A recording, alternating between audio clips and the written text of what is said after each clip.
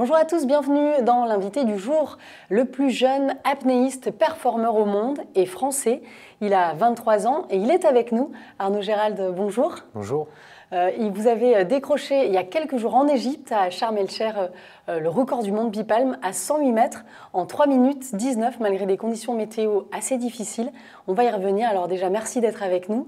On va donc revenir sur ce record. Donc c'était le 20 mai dernier en Égypte. Une mer assez agitée qui, malgré tout, ne vous a pas empêché de réussir cette plongée incroyable à moins 108 mètres. Alors c'est vrai que j'ai découvert la mer Rouge et c'est des conditions qui ne sont pas forcément idylliques. On a beaucoup de courants le matin et des vagues l'après-midi. Néanmoins, ça ne m'a pas forcément dérangé pour mon record parce que je me suis souvent entraîné à Marseille, et c'est là où je suis né, et les conditions sont à peu près similaires, voire plus dures. Donc aucune surprise et la plongée s'est très bien passée. Alors, on va expliquer un peu comment ça se déroule. Donc là, on voit les images de ce record. Donc vous étiez là, évidemment, plusieurs jours avant. Il y a eu toute une préparation. Et là, ensuite, donc, qu'est-ce qui se passe? Alors, je suis parti 2 mois avant, histoire de vraiment connaître les conditions sur place et progresser petit à petit. Qu'est-ce qui se passe quand je plonge? C'est assez simple. Je me prépare avant. Je vais faire des visualisations. Je vais visualiser ma descente. Par exemple, là, quand j'arrive au fond, dans mon cerveau, je visualise que je vais prendre le tag. Et c'est comme si je l'avais déjà fait. Alors, quand je vais aller faire ma plongée, ça va être comme une répétition. Donc beaucoup plus à l'aise, beaucoup plus de confiance. Une préparation très mentale, donc au départ. Très mentale. On parle de 70% dans la tête dans cette discipline. La descente, c'est plus dans un côté, on se relaxe, on se détend, on se laisse happer par la pression. Et la remontée, on est plus dans un côté où on va se motiver pour se dire, voilà, maintenant, il faut y aller et il faut envoyer, quoi. Alors, il faut dire que là, la distance, donc 108 mètres, ça équivaut à un immeuble de plus de 40 étages, c'est ça, pour se rendre compte? Ça, oui. Donc, en apnée. Alors, vous êtes en bipalme, hein, c'est ça? C'est l'apnée, donc, comme un plongeur finalement classique? Exactement. Deux palmes, une palme à chaque pied. C'est l'une des disciplines les plus physiques parce qu'on va utiliser les cuisses. Les cuisses sont les muscles les plus gros du corps et c'est ceux qui vont consommer le plus d'oxygène. Petite comparaison, le record du monde en bipalme est à 108 mètres aujourd'hui. En monopalme, comme les dauphins, il est à 130. D'accord. Il s'explique parce que la voilure est très grande, on brasse beaucoup plus d'eau et on étale la force sur les abdos et les dorsaux. Et on dit que la discipline bipalme est donc une des plus exigeantes, justement au niveau musculaire. C'est vrai que c'est une des plus exigeantes. Aujourd'hui, au monde, on est très très peu à pouvoir descendre au-delà des 100 mètres et à 108 mètres, tandis qu'en monopalme, on va avoir beaucoup plus de personnes qui vont atteindre les 100 mètres. Alors là, on voit la remontée. Il y a donc toute une équipe qui est là, un protocole de sécurité très, très important. Toi, tu mets l'accent justement sur la sécurité beaucoup dans ta pratique, c'est primordial. Effectivement, je mets vraiment l'accent sur cette discipline parce que quand j'ai découvert l'apnée, j'ai découvert aussi que c'était un sport extrême. Un sport extrême qui devait se pratiquer avec une équipe autour de soi, une équipe de confiance. On prend des risques, ça on le sait, mais il faut le maîtriser au maximum. Aujourd'hui, l'apnée a fait un bond extraordinaire sur la partie sécurité. À chaque plongée, il me faut les apnéistes, un contrepoids, une longe, les caméras au fond et toutes des conditions qui vont faire que je vais plonger. Il y a eu beaucoup de fois, il y a eu 2-3 fois lors de ces dernières années où j'ai refusé d'aller plonger parce qu'il n'y avait pas les conditions. Et c'est grâce au fait de savoir dire non que j'ai pu progresser et ne pas me faire mal. Parce que la particularité, il faut le dire, c'est que tu n'as pas de coach qui te suit au quotidien, tu es autodidacte finalement. Voilà, j'ai une démarche qui est assez autodidacte dès les débuts. J'ai découvert l'apnée dans un club à Marseille, mais j'ai décidé de ne pas m'inscrire dans ce club et de découvrir ça sur Nice, sur Toulon, revenir un petit peu sur Marseille et de voir un peu toutes les démarches qui se pratiquaient. Grâce à ça, j'ai pu m'en inspirer et faire ma propre identité et progresser dans ce milieu. C'est très rare, hein, ça. À 23 ans, à ton âge, j'imagine que tu fais figure d'exception dans le milieu de la plongée de l'apnée. Alors c'est vrai qu'à cet âge, je suis aujourd'hui le plus jeune à plonger aussi profond. La moyenne d'âge dans l'apnée est de 30-35 ans. Néanmoins, ça met aussi un poids sur les épaules qu'il faut être exemplaire. Il faut être exemplaire parce que la jeune génération regarde mes plongées aussi et essaye de s'inspirer peut-être de cette nouvelle démarche. Alors là, on voit la remontée. Il n'y a pas d'explosion de joie tout de suite. Pourquoi? Alors à la remontée, déjà je vais reprendre mon souffle. J'ai 15 secondes pour effectuer mon protocole. Le signe et dire « I am OK ». Ensuite, les juges ont 30 secondes pour juger, parler entre eux, savoir si ma performance est bien valide.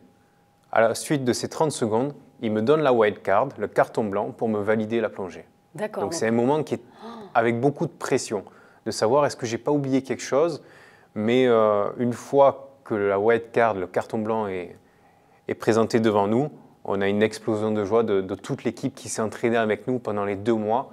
Et c'est comme si tout le monde plongeait avec moi à ce moment-là. Ah, c'est génial, on imagine un moment de libération, Exactement. Une joie extrême, quoi. Concrétisation d'un rêve que j'ai eu à 16 ans. Oui, c'est génial, oui, parce que voilà, ça a démarré finalement assez tôt. Enfin, l'expérience de la mer et des fonds sous-marins, c'était avec ton papa, tu avais 7 ans, c'est ça, Voilà. au départ?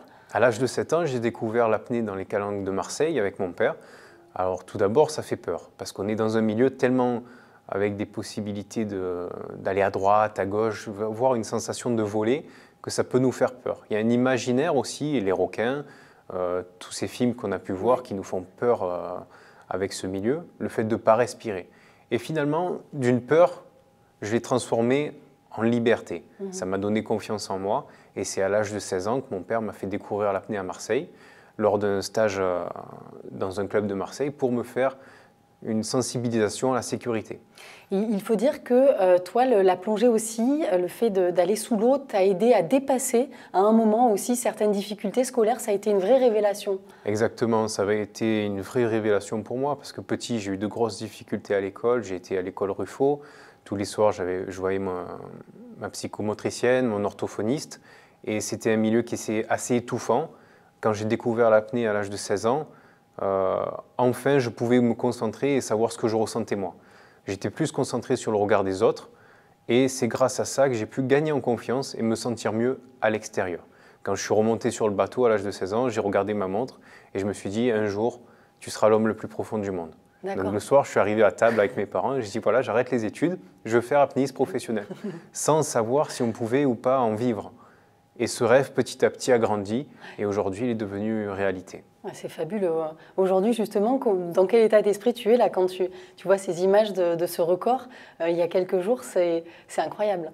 C'est incroyable et c'est surtout une surprise d'arriver aussi tôt à ce niveau. Quand j'ai découvert l'apnée, on m'a dit les champions ont 30, 35 ans, tu as le temps pour avoir ces médailles et ces records. Alors, sans pression, j'ai progressé petit à petit et finalement, je suis arrivé à ce niveau assez vite, mais non sans peine.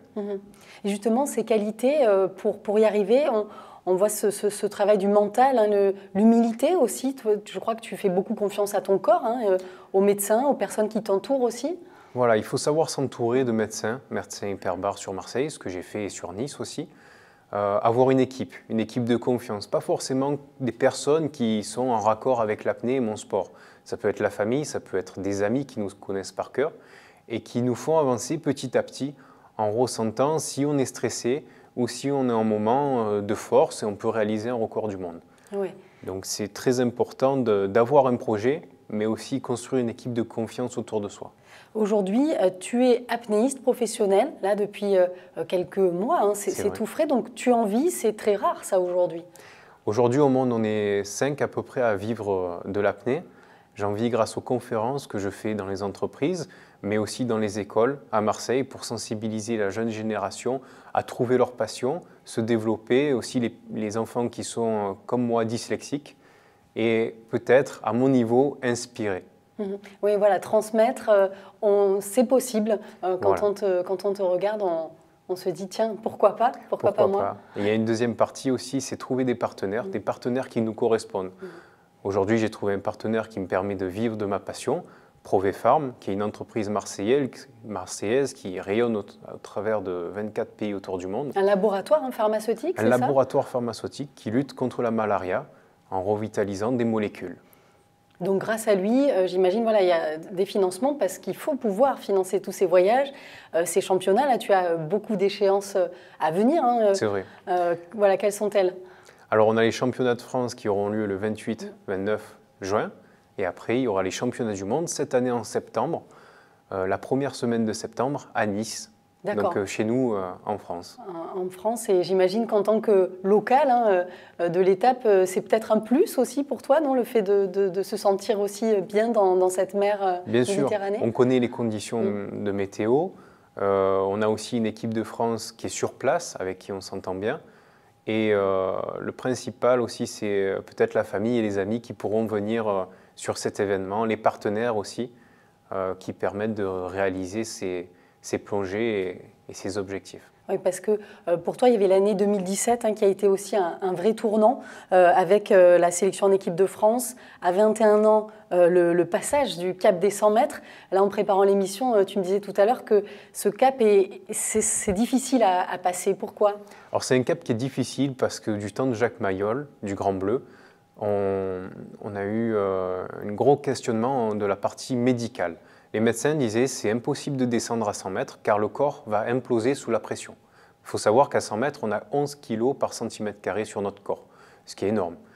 Et Jacques Mayol, un apnéiste français, a prouvé aux médecins qu'on pouvait descendre à cette profondeur. Alors les 100 mètres, dans l'apnée, ça a créé une sorte de côté très mythique, très symbolique. Et finalement, ce 100 peut être transcrit dans tous les sports aussi. Le 100, c'est quelque chose d'assez impressionnant. Pourquoi j'ai réussi à le passer aussi vite et pas forcément que ce soit un handicap pour moi, parce que grâce à la dyslexie, justement, je vois les chiffres autrement. D'accord. Alors, la première fois où j'ai réalisé 100 mètres, ça a été comme un passage pour la suite, un commencement de quelque chose, et non une finalité d'un objectif de toute une vie. Génial, quoi. Ça t'a vraiment donné finalement une force aussi supplémentaire aujourd'hui. Ça, c'est ce que tu veux transmettre aux plus jeunes. Un dernier mot sur la préparation. Il y a tout un travail physique, tu fais beaucoup de VTT. Est-ce que tu travailles le mental aussi ou pas forcément? Comment ça se passe? Il y a une grosse partie mentale que je travaille. Une partie mentale grâce à la planification de mes objectifs pour l'année, avoir un cadre très structuré, histoire de ne pas avoir de surprise la veille de compétition ou même quelques mois avant. Un travail mental qui se fait aussi par la visualisation, comme j'expliquais tout à l'heure. On visualise l'objectif, ça peut être une plongée, ça peut être un record, ça peut être une conférence, ça s'applique à tous les domaines. Mental grâce au fait aussi que je ne plonge pas toute l'année. Je plonge de juin jusqu'à septembre à peu près, ou un peu plus, et l'hiver j'arrête complètement l'apnée. Je vais faire du VTT, de la cuisine, penser à complètement autre chose, partir en montagne, histoire de me faire respirer aussi l'esprit et me redonner faim pour aller plonger aussi profond. C'est fascinant en tout cas. Merci beaucoup Arnaud d'être venu nous faire partager donc, ta passion. Bravo encore pour ce record.